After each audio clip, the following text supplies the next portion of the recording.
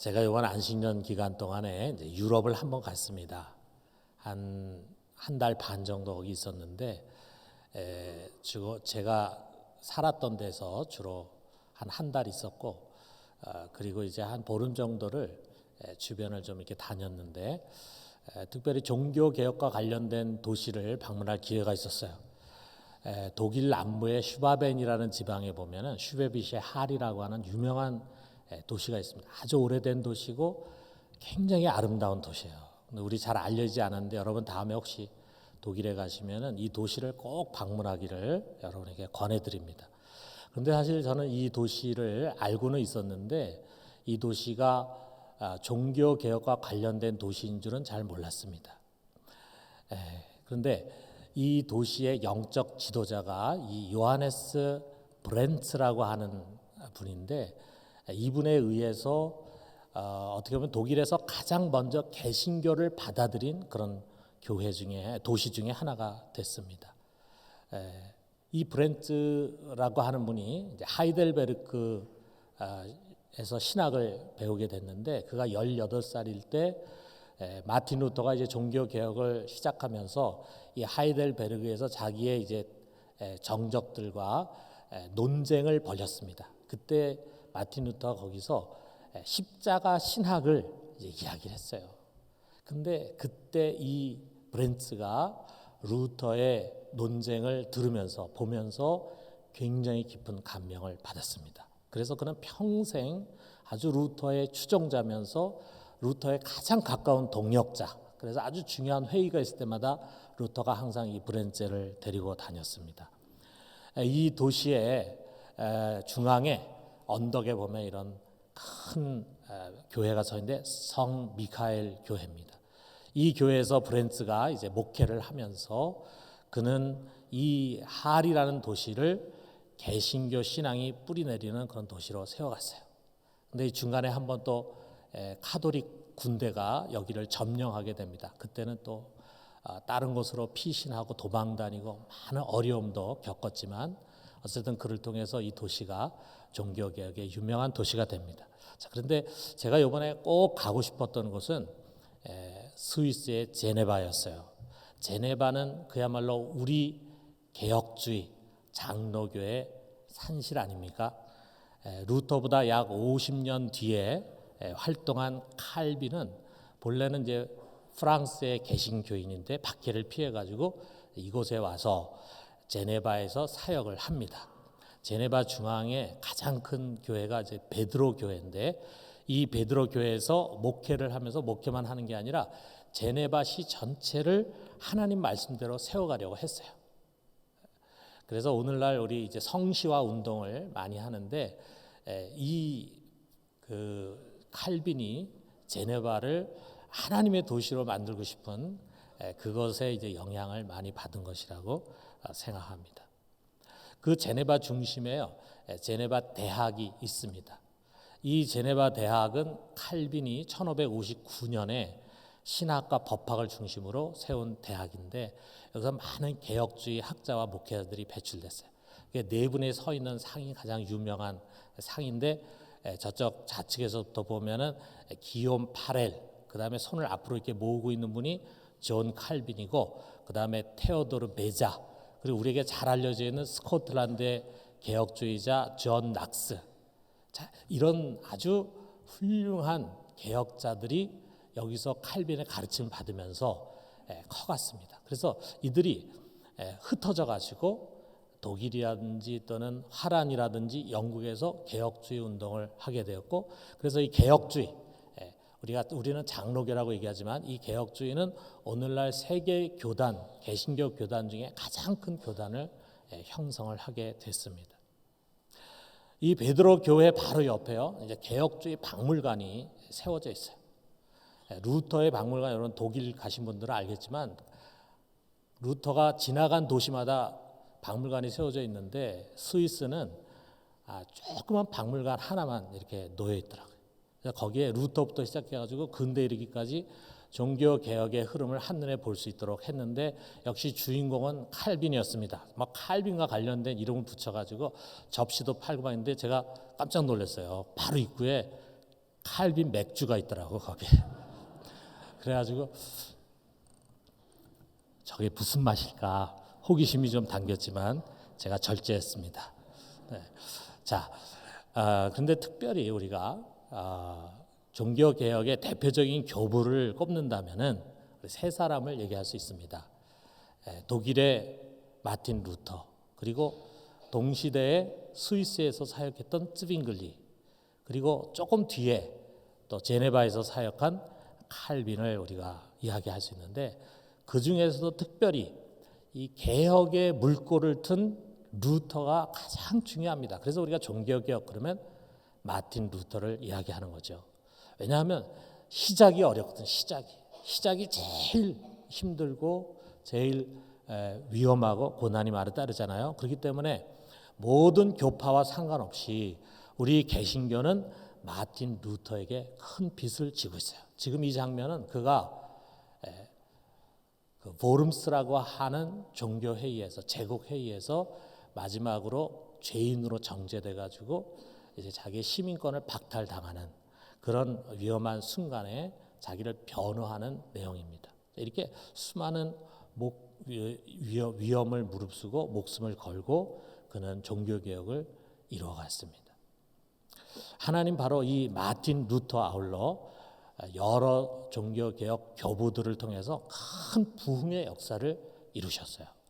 영적인 어둠에 갇혀 있고 또 죽어 있는 교회들 속에 새로운 등불을 밝혀주신 것입니다. 우리가 흔히 부흥하면은 많은 사람들이 큰 집회로 모이고 거기서 회개운동이 일어나고 기도운동이 일어나고 전도운동이 일어나가지고 막 배가 되고 하는 그런 것을 많이 연상합니다. 물론 그런 부흥 집회도 인류 역사 속에 많이 있었죠. 보통 우리가 부흥회 하면 떠오르는 여러분 인상이 있을 거예요. 자, 그런데 여러분 우리가 지난 주일부터 또 한 주간 특별 새벽 기도를 통해서 부흥에 대해서 많이 이야기를 나눴지만 우리 부흥의 가장 중요한 것은 하나님의 진리가 바르게 서는 것입니다. 교회가 진리의 가르침에서 벗어나고 또 바른 교리에서 멀리 떨어지게 되면은 반드시 믿음이 병들게 되고 그리고 삶이 타락하게 되고 하나님으로부터 멀어지게 돼 있습니다. 그렇기 때문에 이 타락에서, 이 잘못된 길에서 다시 돌아오는 것이 부흥이에요. 하나님은 죽어있는 교회를 살리고 그리고 잠자는 영혼들을 깨웁니다. 그래서 다시금 그들 속에서 하나님의 놀라운 일을 일으키시는 거예요. 우리가 그런 의미에서 본다면은요, 지난 주일에 우리 오순절 성령 강림에 대해서 이야기하면서 이것은 전후의 모든 부흥 운동 중에 가장 거대하고 큰 부흥 운동이라고 말씀드렸잖아요. 어떻게 보면은 이 종교 개혁은 오순절 성령 강림 이후에 인류 역사에서 일어난 가장 큰 부흥 운동, 가장 강력한 영향을 미친 부흥 운동이라고 할 수 있어요. 우리나라에서 일어난 평양 대부흥 운동도 큰 부흥 운동이지만 그거는 우리나라라고 하는 영역밖에는 영향을 미치지 못했잖아요. 근데 여러분 이 종교 개혁은 독일뿐만이 아니라 스위스뿐만이 아니라 유럽 전체에 큰 영향을 미친 그런 부흥 운동이었습니다. 자, 오늘 우리가 읽은 이 성경은 우리에게 종교 개혁이 무엇이고 왜 그것이 일어나야 했는가 이것을 일깨워주는 아주 중요한 말씀입니다. 바울이 갈라디아에 가서 전도를 하고 그래서 전도받은 사람들과 함께 교회를 세웠습니다. 그리고 그들을 복음의 진리로 잘 양육을 했어요. 그 다음에 바울은 또 다른 곳으로 옮겨가가지고 또 이제 전도 여행을 하지 않았겠습니까? 그래 바울이 자리를 비운 사리에 이 갈라디아 교회에 거짓 교사들이 들어왔습니다. 근데 이 거짓 교사들은요, 뭐라고 사람들에게 이야기하냐면 우리가 정통 유대인이다. 그리고 우리는 예루살렘의 정통 사도인 바울과 같이 예수님을 만나보지도 못한 그런 사람이 아니고 예수님의 제자로 3년간을 다니고 예수님에 의해서 사도로 보내심을 받은 베드로와 요한에게서 직접 가르침을 받은 정통 교사다. 이렇게 자기를 소개한 거예요. 그 당시에 베드로에게 직접 가르침 받았다 그러면 벌써 사람들이 권위를 부여하지 않겠습니까? 그러니까 이 사람들이 이제 이 거짓 교사들에게 마음이 혹한 거죠. 그들은 바울과는 다른 복음을 가르쳤습니다. 자, 그런데 이 교인들이 그 거짓 교사들이 가진 화려한 경력, 그들의 외모, 그리고 광명한 천사처럼 보이는 권위에 혹해서 이들의 가르침에 귀를 기울이는 거예요. 이들의 가르침이 무엇이냐? 바울이 갈라디아 교회에 그처럼 강조했던 복음, 오직 믿음으로만, 이게 잘못됐다는 거예요. 오직 믿음으로만일 수가 없다는 거죠. 어떻게 믿음으로만 죄가 없어지고 영생을 누릴 수 있겠는가? 우리가 의인이 되고 죄 없는 자가 가는 천국에 가려면 죄를 멀리하고 하나님 주신 계명을 쫓아 살고 착하게 살아야 된다. 하나님 주신 율법은 여전히 유효한 것이다. 이렇게 이제 그들이 가르쳤어요. 그러면서 이 거짓 선지자들은 믿음과 동시에 율법을 지키지 않으면 구원받을 수 없다. 이렇게 가르쳤습니다. 이것을 위해서 유대인처럼 너희도 할례를 받아야 된다. 아마 그렇게 얘기를 했을 거예요. 예루살렘에 있는 모든 교인들이 다 할례 받은 사람들이다. 사도들 다 할례 받은 사람이고 다 할례를 받은 사람들이다. 너희도 할례를 받아야 된다. 그러자 그 말에 혹해가지고 갈라디아 교인 중에 할례를 받는 사람들이 나왔습니다. 할례가 뭡니까, 여러분? 바울은 그랬어요. 할례는 율법 전체를 지키겠다고 하는 서약의 의식이에요. 내가 할례 받는다는 것은 이제 율법의 모든 문자 하나하나를 그대로 다 지키겠다고 하는 서약을 하는 것과 마찬가지야. 이들의 이런 잘못된 가르침은 마치 누룩이 빵에 퍼져나가는 것처럼 교회 가운데 퍼져나가기 시작했습니다. 자, 바울이 이 갈라디아 교인들을 향해서 이렇게 외칩니다. 1절에 보니까 어리석도다. 갈라디아 사람들아, 예수 그리스도께서 십자가에 못 박히신 것이 너희 눈앞에 밝히 보이거늘 누가 너희를 꾀더냐. 또 3절에 보니까 너희가 이같이 어리석으냐. 성령으로 시작하였다가 이제 육체로 마치겠느냐. 이 바보들아, 왜 그렇게 어리석으냐. 내가 너희들이 그렇게 가르치지 않았느냐. 저들이 가르치는 것은 그것은 복음의 진리에서 벗어난 것이다. 예수가 십자가에 못 박혀 우리를 대속하신 것, 우리가 성령을 받은 것, 그것이 무엇으로 말미암은 것이냐. 우리가 율법을 잘 지켜서 그런 것이냐, 아니면 우리가 믿음을 통해서 그런 것이냐. 바울이 이것을 강변하는 거죠. 그러면서 바울은 믿음, 그러면 생각나는 사람, 믿음의 사람, 믿음의 조상 아브라함의 예를 듭니다. 구약의 예를 이제 가지고 오는 거죠. 하나님이 아브라함을 의롭다 하셨어요. 왜 하나님이 아브라함을 의롭다 하셨을까? 그가 제사를 잘 드려서, 그가 하나님의 계명에 순종해서, 그가 자기 가장 소중한 자기의 독자 이삭을 아낌없이 바쳐서 그를 의롭다고 했습니까? 아닙니다. 우리 창세기 15장 6절에 보니까 아브라함이 여호와를 믿으니 여호와께서 이를 그의 의로 여기시고, 바울이 이것을 인용하는 거예요. 아브라함은 하나님을 철저히 신뢰, 하나님이 정말 믿기 어려운 약속을 주심에도 불구하고 그것을 믿는 거예요. 어떤 이야기입니까? 우리가 구약 창세기 15장에 가보면은 아브라함이 자식이 아직 없는 것 때문에 괴로워하고 있고 고민하고 있을 때 하나님 뭐라 하냐면, 아직 아들이 하나도 없는 아브라함에게 내 자손이 하늘의 별과 같이 바다의 모래와 같이 셀 수 없을 정도로 많을 것이다. 이 말씀을 주셨는데 아브라함 그것을 아멘하고 믿었습니다. 그랬을 때 하나님이 이것을 그의 의로 여기셨어요.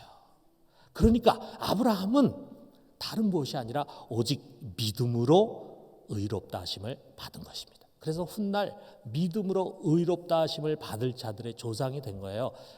우리가 아브라함의 영적인 자손인 것입니다. 여러분, 바울이 여기서 오직 믿음 이렇게 외치는 것은 우리의 선한 행위가 불필요하거나 무가치해서 그런 것이 아니에요. 죄로 인해서 이처럼 부패가 되고 오염이 된 우리의 심령을 씻어내는 것은 우리의 행위로 될 수 있는 것이 아니라 이거죠. 그 일은 우리가 아니라 자기 아들을 십자가에 못 박아서 우리의 죄값을 한꺼번에 다 지불하시고 대속하신 하나님이 하시는 것이기 때문입니다. 그 예수 그리스도 안에 있는 하나님의 은혜를 받아들이는 것, 이게 믿음이라 이거죠. 우리가 우리의 믿음으로 구원받는다고 하지만 엄격한 의미에서는 우리가 하나님의 은혜로 구원을 받는데 그 은혜를 우리가 받아들이는 것이 행위가 아니라 믿음이라 이거예요. 믿음. 그리고 믿을 때 우리가 죄 용서 받을 뿐만 아니라 성령을 선물로 받게 되는 것입니다. 바울은 갈라디아 교회가 이 복음의 진리에 벗어나서 그릇된 율법주의에 빠진 것을 개탄하면서 이렇게 말합니다. 4장 19절에 보니까 나의 자녀들아 너희 속에 그리스도의 형상이 이루기까지 다시 너희를 위하여 해산하는 수고를 하노니 내가 다시 너희를 위해 해산의 수고를 감수하겠다라고 하는 이 말은 너희는 이제 다시 태어나야 된다. 너희가 잘못된 복음으로 오염되어 있다. 너희가 거의 죽은 교회처럼 되고 말았다. 너희는 이제 다시 태어나야 된다. 너희를 다시 해산하기 위해서는 많은 수고가 필요한데 내가 감당하겠다 라고 하는 이야기를 하는 거예요. 여러분 갈라디아 교회와 유사하게 중세 카톨릭 교회도요 복음 진리에서 떠나 있었어요. 그들은 예수 그리스도의 십자가와 성령만을 쫓은 것이 아닙니다. 그들의 구원의 조건은요 오직 믿음이 아니었어요. 믿음 플러스 알파예요. 물론 우리가 믿음으로 구원받는다. 그러나 믿음으로만은 아니다 라고 하면서 플러스 알파를 붙이는데 선행이 중요하다. 선행. 예전이 중요해. 여러 가지 다양한 형태의 구원의 조건들이 거기에 첨가가 되는 거예요.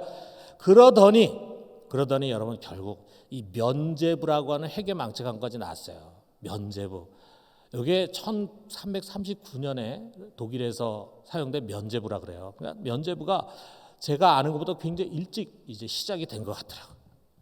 자, 교황청에서 발행한 이 면죄부를 돈으로 사면 지옥에 있는 부모나 형제의 영혼이 죄에서 놓여가지고 천국으로 가게 된다.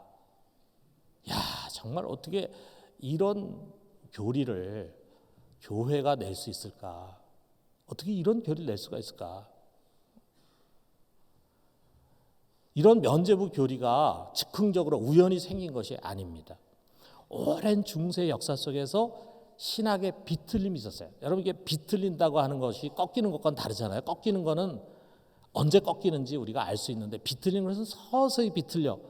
이게 언제 비틀렸는지 우리가 딱 집어서 얘기할 수 없을 정도로 서서히 비틀려 갔다 이거죠. 우리 카톨릭에서 가장 그들이 최고로 여기는 교부 그러면 어거스틴을 얘기해요. 다시 말하면 그들은 어거스틴의 신학을 따른다 이렇게 이야기해요. 그리고 우리 개신교 칼빈이나 루터 마찬가지로 누구의 신학을 가장 귀하게 생각했냐면 어거스틴의 신학을 귀하게 생각했어요. 그러니까 우리 개신교나 카톨릭이나 다 똑같이 어거스틴을 가장 중요한 신학자로 여깁니다. 그렇다면 어디에서 문제가 생겼을까? 이게 딱 두부 자르듯이 얘기하기가 어려울 만큼 서서히 중세가 지나면서 이제 이 교리가 그릇된 교리로 비틀려져 갔습니다. 신학의 비틀림이 있었어요. 자, 그런데 문제는 뭐냐면 그런 비틀려진 교리, 그래서 복음 진리에서 떠나가 버린 어긋난 교리와 교회 전통이 이제 성경을 해석하는 잣대 권위를 갖는 거예요. 그러니까 성경을 잘못 해석을 하게 되는 거죠. 자, 그러자 시간이 지나면서 여기 갈라디아 교회 교인처럼 다른 복음을 쫓는 자가 됐습니다. 이것이 다가 아니라 이런 교리적인 문제뿐만이 아니라 여기에 우리가 잘 아는 것은 중세시대의 카톨릭의 문제가 많잖아요. 온갖 탐욕과 돈, 그다음에 정치와 권력이 교회 안에 뒤섞여 버렸어요. 교회는 부의 상징이 됐어요. 그 당시에 교회가 가장 부자였습니다. 가장 영지도 많고 땅도 많고 돈도 많은 것이었어요. 세상 영광을 추구하는 곳이 됐습니다. 더 나아가서는 세상의 정치 집단으로 전락하게 됐습니다. 교회가 빛과 생명을 잃고 거의 이제 죽어가는 것입니다. 교회는 다시 태어나야 했습니다. 여러분, 마틴 루터가 면죄부를 반박하는 95개조문을 자기가 사역하고 있는 위텐베르그 대학 교회 정문에다가 꽝 박았어요. 이게 10월 31일입니다. 그래서 이날을 우리가 종교개혁일이라고 이야기를 합니다. 자, 그렇게 했을 때 무슨 이 루터 속에 교황을 대적해야 되겠다.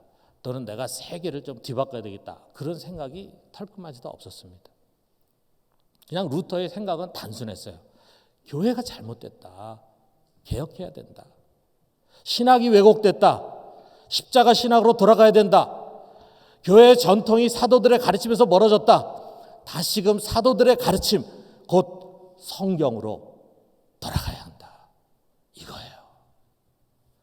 그래서 순전한 마음을 가지고 교회를 개혁하기 위해서 아무도 나서지 못할 때 이 95개정을 거기에 박았던 것입니다. 그런데 그 결과가 어떻게 됐습니까? 그 결과는 거대한 교황 세력과 싸우는, 그야말로 최전방에 서서 싸우는 그런 투사가 됐고, 그를 통해서 시작된 이 종교개혁이 교회 개혁뿐만이 아니라 유럽의 정치와 문화와 사상의 지형을 바꾸는 결정적인 계기가 된 것입니다. 여러분, 루터가 강조한 복음은 단순해요. 우리 아까 갈라디아서에서 바울이 얘기한 것과 마찬가지로 바울이 또 로마서에서 아주 이것을 간단하게 이야기합니다. 로마서 1장 17절에 보니까, 자, 우리 17절 말씀 같이 한번 읽어봅시다.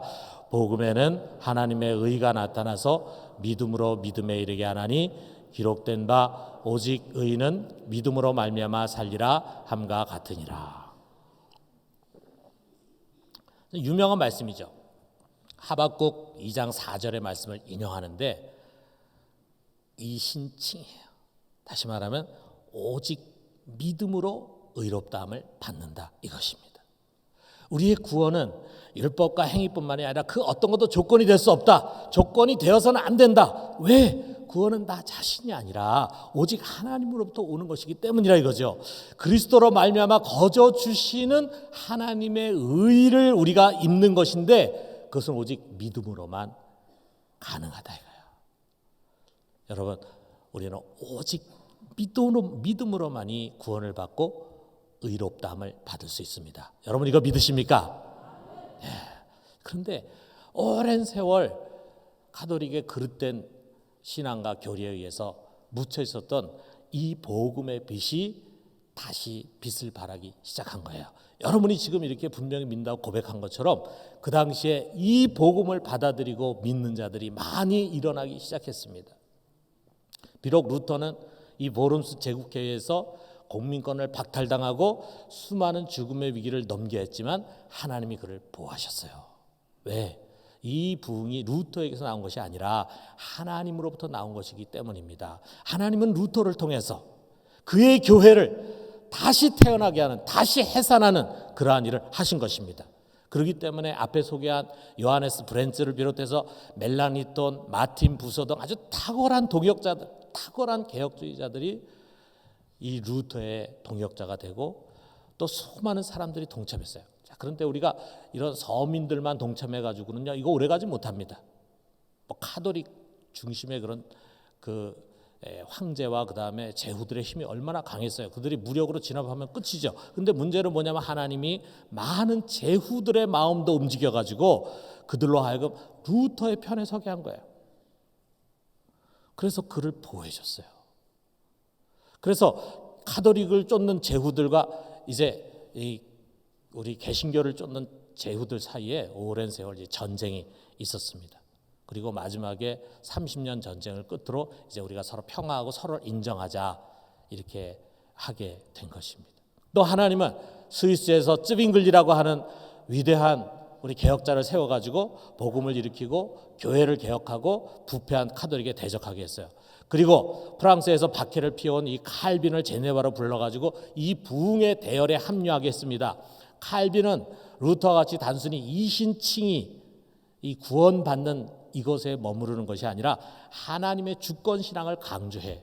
그래서 복음의 영역을 개인 영혼의 구원뿐만이 아니라 거기서 벗어나서 하나님의 나라로 확장을 시킨 거예요. 여러분, 이 거대한 영적 부흥은 독일과 스위스에만 머물지 않았고 온 유럽으로 퍼져나가서 죽은 교회를 살리고 잠자는 교인들을 불러일으켰습니다. 특별히 19세기, 20세기에 우리 개신교인들이 선교적인 열정을 갖게 됩니다. 그래서 전 세계로 이 복음을 들고 퍼져나가게 돼요. 이러한 선교적인 열정이 우리 개신교가 세계로 퍼져나가는 그런 큰 동기가 됐습니다. 이후에 성령은 세계에 흩어져 있는 교회 가운데서 다양한 모습으로 부흥을 일으켜갑니다. 독일의 경건주의 운동, 모라비안과 헤르누트 운동, 영국의 웨슬레 운동, 캐직 사경회, 미국의 대각성 운동, 아주사 성령 운동, 우리나라의 평양 대부흥 운동, 여기에 열거하지 않았지만 여기저기 심지어 아프리카에서도 많은 부흥의 운동이 일어나게 됩니다. 우리 개신교뿐만이 아닙니다. 카톨릭 역시 종교개혁의 자극을 받아가지고 깊은 자성을 갖고 트렌트 종교회의 1차, 2차 바티칸 공의를 통해서 그들의 중세의 잘못된 카톨릭의 악습을 폐지하고 교회를 개혁하는 계기를 삼았습니다. 사랑하는 성도 여러분, 우리 모두는 이 거대한 영적 부흥의 후예들입니다. 이제 우리 개신교도 500년이라고 하는 긴 역사를 갖게 됐어요. 우리 한국 개신교도 이제 150년이라고 하는 그런 역사를 갖게 됐습니다. 우리 매년 이때마다 종교개혁을 기념합니다. 예배를 드립니다. 옛날에 종교개혁자들이 어떤 일을 했는가를 돌아봅니다. 그런데 과연 우리가 그 종교개혁의 정신을 이어가고 있는지 정직하게 돌아볼 필요가 있습니다. 그들은 오직 믿음, 오직 성경, 오직 은혜를 외쳤는데 왠지 우리는 그 오직이라고 하는 단어가 낯설게 느껴집니다. 여러분 어떻습니까? 여러분의 신앙은 이 오직이라고 하는 단어, 그 속에 담겨져 있는 일편단심, 단순함, 집념의 열정, 이것을 갖고 있습니까?